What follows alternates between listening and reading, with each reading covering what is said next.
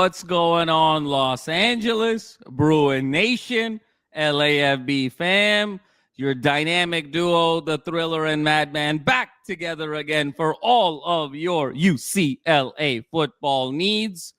And it's a special time of the year. It's Victory Bell week. It's Rivalry week. So much to unpack. This week is always such a delight and such a special time in the year in the ethos of UCLA sports. The Thriller and I got your back on all kinds of terrific content here. Super excited about the show. But first and foremost, my brother from another mother, it is Thanksgiving week, brother. Happy Thanksgiving to you and your beautiful family. I know you're getting ready for a departure to the Midwest. And yes, just how's Thanksgiving prep going, and what are you most looking forward to this weekend, and what are you most thankful for?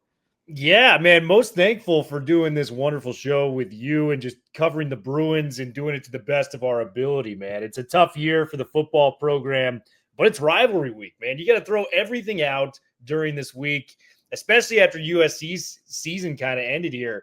But, man, just really pumped. I think, Thanksgiving's a great time to kind of reconnect with your family. I haven't seen my parents in quite a while, so that's going to be a lot of fun. And catch some football and, the Victory Bell game on top of it. So just a lot of good stuff going on in the hearts of UCLA fans, and hopefully everything moving forward. Absolutely, indeed, Thriller. And so obviously the bulk of this conversation is going to be about the rivalry like no other. Two schools separated 12 miles apart, sharing a city, sharing a metropolitan, house divided, families divided, all of that great stuff.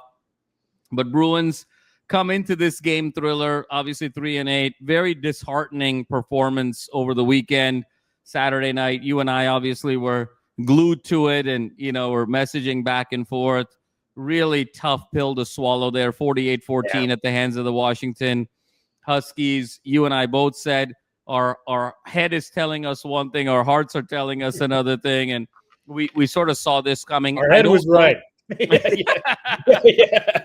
Thriller, I don't know if I saw a 34-point loss coming, though. This was a really tough one to watch. It just felt like the team could never really get out of the starting gates, turnover after turnover. And I thought it was very symbolic there, Thriller. The turning point for me in the game was with about 2.5 minutes or so left in the first half. Bruins, really struggling for most of that half, but find a way where they're still kind of in it at 13-0 with a couple of red zone stops. Drive stalls out past the 50-yard line. You line up for that field goal with Bagani, and you're thinking, hey, you hit this field goal 13-3. If you can get it to the half 13-3, you get the ball at the start of the second half. Like, this is still a game. You're still in it. And the Bruins proceed to go fake field goal there. And Bagani, it felt like, made a business decision, Thriller, not going for that ball. And the Huskies sort of pick it up and scoop and score and made it 20-0. And it just felt like the floodgates opened at that point. And just, there was just no path to victory there. And I thought it was symbolic because, Thriller, so much of that 3-game winning streak was also epitomized by special teams trick plays. If you recall, the onside kick against Penn State, and then obviously the fake punt against Michigan State, and so many of those characteristics epitomize that win streak. But it felt like Lady Luck has sort of run out on the Bruins this season. That 4-game losing streak to start, then obviously the magic of that Penn State upset that we will always have. And it really felt like the momentum from that Penn State game carried over to Michigan State, and you got 2 wins out of it. And then it led us to a third win. But truth be told, and you and I talked about this so much, that was a tough performance against Maryland. We gutted it out in the last 4 or 5 minutes. So you felt like the magic was starting to run out against Maryland. I really believed it was a culture type of game, and we won because of our confidence and the chemistry and the cohesiveness. But in terms of quality of play, it felt like, the Cinderella run was sort of ending at Maryland. And then sure enough, between the Indiana game, the Ohio State game, that Nebraska game, and now Washington, it just looks so much similar to the team that started the season, particularly 0-3. You sort of are who your roster is, and it feels like that magical run has come to an end. and they've just sort of converged to what they were at the start of the season. Just quickly, Thriller, your thoughts about the game against Washington before we get into Victory Bell. Yeah, man, incredibly ugly. This team was so good at running the football in their 3 wins this season, man. And then you look at what they did on Saturday night, 22 carries for 57 yards. That's 2.6 yards a carry. I mean, Jalen Berger led all rushers for UCLA with 26 yards. Nico gets hurt. The yardage discrepancy is about as big as you'll see. It felt like we were like an FCS team coming to play Washington. It was that bad. Washington outgained us 426 yards to 207. And, listen, you guys, Bob Chesney is my number one choice, but I had a lot of people in the comments saying Jedd Fisch isn't a good coach. All this guy does is rise to the occasion and elevates programs and just beat the piss out of UCLA this past weekend. I hate to say it, but Fisch is a great coach, man, and he's got a chance to go and beat Oregon this weekend, maybe get to 9-3 in his second year after a complete rebuild off the talent that Washington lost off that national championship run. So Jedd Fisch, we've done this every year. We've done the podcast, man. Jedd Fisch comes to us, beats us in ways that just make us, frustrated, angry, upset, however you want to say it. Fisch is that type of guy. But yeah, it was just a tough watch, man. Nico is run for his life. He got hurt again. We don't even know if he's going to be in the game this coming weekend. Thoughts and prayers out to our guy, Nico. But it's just the wheels have fallen off. The luck has run out, as you've like to said.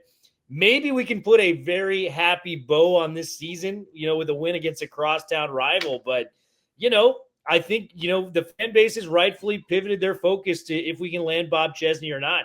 And I think it's a very, very smart tactic by the fan base because it's been a rough year, to say the least. No question about it, Thriller. So let's segue into the Victory Bell game because I know we've got some thoughts about the coaching that we'll wrap up with as well. It's the inverse is taking place. 8-3 USC versus 3-8 UCLA. Thriller, very interesting game for me because I think both teams come in stumbling in, and that's sort of a rarity in this rivalry. You usually have one team that's on a high, at least, if not both. Last year felt a little bit like that with both teams kind of stumbling in, and I think we have a similar situation here. You mentioned it about UCLA 3-8. We're just trying to finish the season strong here and close out this season. And the eyes are, of course, on who's the coach going to be and what's the future direction of this program going to look like. There's uncertainty about the coaching staff. There's uncertainty about the home stadium. There's uncertainty about the financial investment. There's uncertainty about the commitment. There's just sort of uncertainty everywhere with UCLA football coming into this game. But on the flip side, SC comes in, feels like physically and emotionally beaten up and exhausted as well. They had a very tough outing, a competitive game, but losing to Oregon by 15 drops the Trojans to 8-3, effectively eliminates them from the college football playoff. And that's always a big thud when you're an 18 to 22-year-old kid. In this day and age of college football, gone are the days of those traditional rivalries in bowl games. Gone are the days of the Rose Bowl in terms of Pac-10, Big Ten, or Pac-12, Big Ten. Gone are the days of those Cotton Bowl matchups and those Orange Bowl matchups. And now it's all about, can you make the 12-team playoff or not? Because the reality of the situation is, if you don't, the bowl game is a game where the vast majority of players sit out. Certainly your best players are going to sit out if they have NFL aspirations. I mean, just think a couple of years ago, there was that BCS game, Thriller, between Georgia and Florida State. Florida State had 40 guys sit out. And that was a 65-7 type of game, 70-7 type of game. So SC kind of comes in knowing that their season is effectively over. This is sort of a pride game on both sides. And Thriller, I think it's going to be very interesting because Nico Iamaleava's health, to me, is the critical element here. Yeah. He's got the neck spasms after, getting banged up against Washington. You wonder if he's going to play in this game. I have to be honest with you. If I was his father, if I was his, sort of mentor, if I was an inner circle individual in the Iamaleava family, I would encourage him to sit out because I don't know if there's any sort of upside that you get in this particular game, especially as you're going to be assessing your options in the offseason in terms of different teams and different packages and whatnot, because you played your heart out. You just, didn't have enough in terms of supporting cast. But it's so interesting to me, Thriller, because if Nico plays this game, it actually brings in a wrinkle and an element that I'm not sure SC has seen before this year. SC has not played a dual threat quarterback yet this season. And so for a team, particularly defensively with SC, where they have struggled at times with gap integrity, with gap contain, with being able to follow through on their blocks, with every individual defensively kind of doing their job and staying disciplined, the fact that they've never played a dual threat quarterback this year was almost the perfect recipe to put an overly eager defense against a dual threat quarterback. The other element that I think is very interesting is this is SC's third loss. After SC's first two losses, they had bye weeks. This is the first time all season SC is going to play a game immediately after a loss. And so you actually don't know what the response is going to be because it's sort of a first-time situation.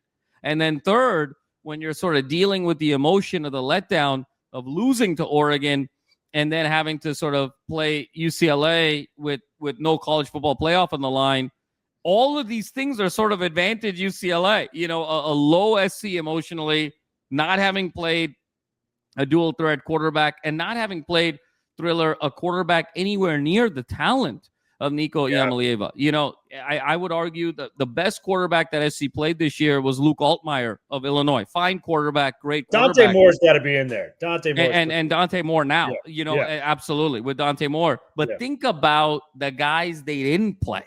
You know, when you think about Mendoza, when you think about Sayin, when you think about Demond Williams, you know, so there's a bunch of very dynamic, explosive guys that they didn't play. For as good as Dante is, he's not really a dual threat, you know, and for as good as Altmaier is, you know, there's a little bit of a ceiling in terms of, I think, his explosiveness. But when you think about, particularly a Mendoza and a Demond Williams, SC hasn't really seen an athlete of the like of Nico Iamaleava. And so if Nico plays, coupled with sort of that emotional element, you know, there's a world here where this is a game. And you know, particularly when you throw everything out with the rivalry, you know, anything can potentially happen.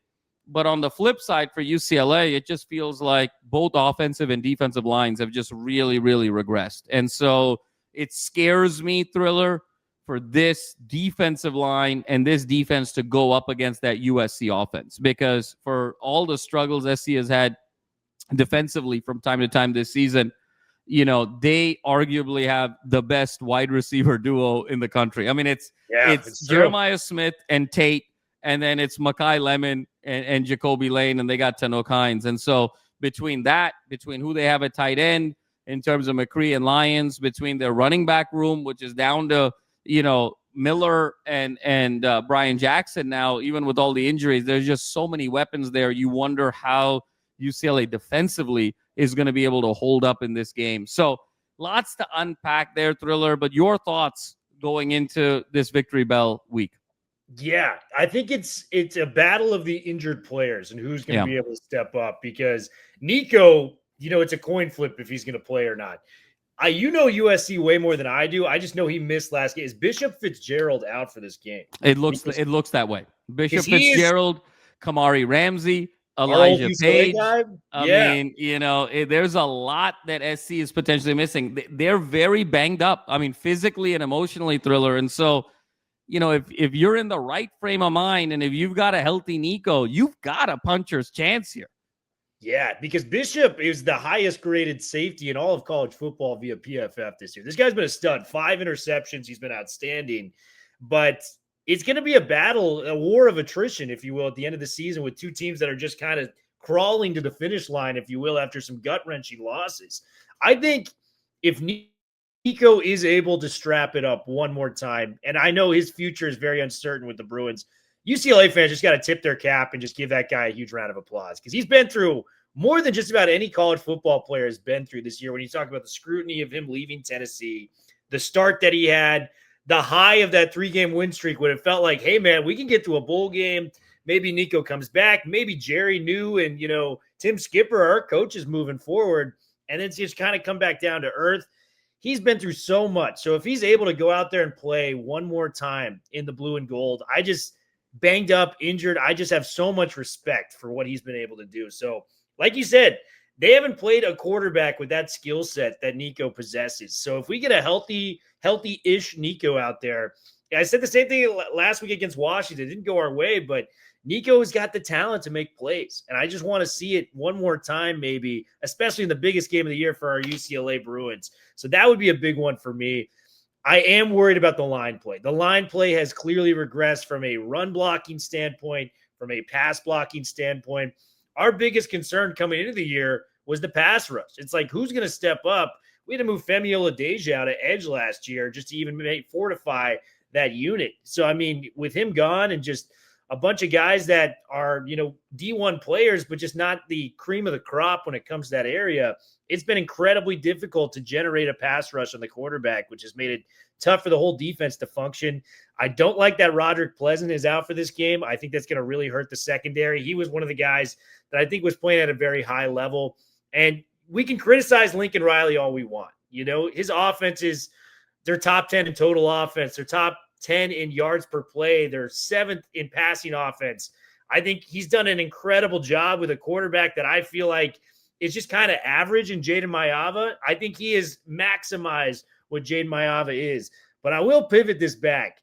If USC's season is done, and, Lincoln was snapping at reporters in the post. He was pissed to lose that game. I think he was like, this is the dumbest question someone has asked me. He kind of shot that back.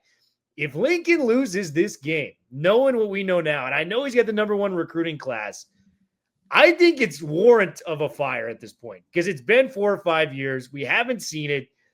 If you lose to this current version of UCLA, and, Ben Bolch mentioned in his piece today, man, John Barnes, these games exist for UCLA, but they just kind of pull it out of their ass, no pun intended. I mean, Barnes was a walk-on quarterback, 3rd string that we had to put into that game, led us to a victory against USC. I can't completely rule it out. And it's the head and the heart thing again. We're going to be doing the same thing we did last week. But if UCLA can just generate some magic, these rivalry games are magic. You can pull something out that you didn't think you knew you had because the energy and the intensity of sport is so high. I think Lincoln has got to be on a first-class jet somewhere else. Maybe taking that Arkansas job, maybe taking, the Oklahoma State job, something like that. But if you lose this UCLA team, I think it's over for Lincoln. What do you think about that? Well, Thriller, I mean, there's so much there, and it's such a great point. I will say this. I think the perception of USC season by a vast majority of the fan base is they're not happy, but the sky isn't falling either. It's sort of a, 8-3, 9-3 for this schedule. It's the most James Franklin year you could have at USC. It's like you won all the little games in the middle, the mediocre games, lost all the big games, and so it's like, look, it's the sky isn't falling, but it wasn't a great year. And so you've got a fan base that's sort of semi-agitated. They're not furious. They're not thrilled. They're semi-agitated. I will tell you, a loss to UCLA in the Coliseum, this UCLA sends that agitation to rage. And from agitation to rage, and the entire perception of the USC season completely changes if USC doesn't win this game. This season will be looked at as a marketable failure, as a catastrophe. I mean, it's wild how one game can swing it. But with this schedule, and particularly this UCLA team, if SC finishes 8-4, this will be looked at as an absolute train wreck of a season. And so in that regard, all the pressure is on USC. And number 2, it would force USC to have to make some very difficult choices in the offseason. Look, SC has an interim president. They don't want to make a change with Lincoln Riley with an interim president.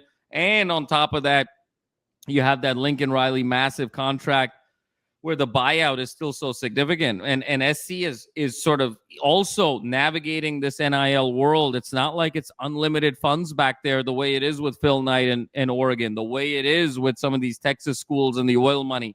They have to sort of manage their funds as well, much in the way most of college football does. So you put USC in a very, very uncomfortable situation if UCLA is able to pull off this upset. And Thriller, like you said, it's happened before. John Barnes and the mystique of that game coming off the bench and upsetting USC. Let's not forget our good friend Pat Cowan, the 13-9 game against SC, number 2 in 06, where you sort of come off the mat and pull off a shocker. And so that's the thing with this rivalry, and that's the thing with college football, Thriller. It's what we said after Penn State. When you think you know, that's when you don't know. And think about the parallels as well between this USC team and the Penn State team at that time, right? It's coming off a tough loss to Oregon. You're emotionally down. You got to play UCLA. UCLA team that's lost 4 straight games. Remember, it was 4 straight games to start the season against Penn State. 4 straight games right now. You're not necessarily going to take this team all that seriously the way Penn State did. And UCLA has an inspiring performance. Back then, it was the instantiation of Jerry Neuheisel as the offensive coordinator. I think this game is perhaps the last game of Jerry Neuheisel as the offensive coordinator at UCLA. The last game for Tim Skipper. The last game for Coyle. The last game for Nico. And maybe you say, you know what? We're just going to pull out all the stops. It's going to be all the trick plays. We're going to leave nothing to hang out. And you just kind of cut it loose and let it rip. The most dangerous opponent, Thriller, in any circumstance, whether it's sports, whether it's life, any sort of competition, is the opponent that has nothing to lose, right? Exactly. That's the most dangerous opponent. And in that regard, UCLA is such a dangerous opponent because they have nothing to lose. There's no pressure. There's no expectation. Think about this, Thriller, for historical context. That famous 13-9 game in 06, SC was a 10.5-point favorite in that game as the number 2 team in the country in the Rose Bowl. Saturday in the Coliseum, SC's a 20.5-point favorite. It is double. The line is double. So UCLA has nothing to lose on Saturday.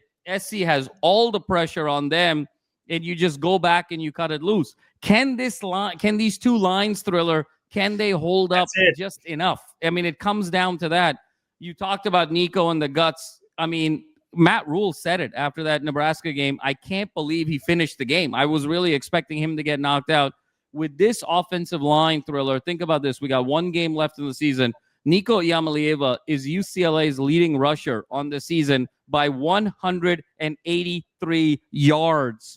And on top of that, Thriller, he's missed a game and a half. And he's still the leading rusher by 183 yards. Oof. And we were talking about Javion Thomas at Cal. Did Javion Thomas forget how to run the ball? No, of course not. Did Berger forget how to run? Did Woods forget how to run? I mean, from all his years at Idaho? No, I mean, it's the line. The line just hasn't been a credible Power 4 Big Ten offensive line. It's just the state of affairs. And then on the flip side, on the defensive side, it hasn't been a credible line on the defensive side either with the lack of the pass rush. So if this line, both lines, Thriller, can just be average, can you make Iamaleava somewhat uncomfortable at some point? And you're going to need a little bit of help. If Iamaleava got a little turnover prone against Oregon, if that carries over and he's got 2 turnovers, maybe 3 turnovers, I think 3 is that number. If Iamaleava gets a little sloppy with the ball, has 3 turnovers, and UCLA kind of just cuts it loose and lets it rip, anything can happen on these kinds of games in terms of the rivalry. Thriller, your thoughts? Yeah, I completely agree. And Skipper was so good at drawing up those momentum-changing plays. It didn't work against Washington, the special teams, play on that we talked about at the beginning. But if you could get a couple of those momentum swings where it's like 4th and 5, it's a fake punt, we pick up a first down, something to kind of keep everyone on their toes a little bit, kind of shock a little bit out of the USC defense. I think it's totally plausible. And then another storyline, how bad do we want to stick it to DeAnton Lynn in this game? The guy that left the crosstown team. This was a guy that people were, openly saying, and we wanted him as a head coach.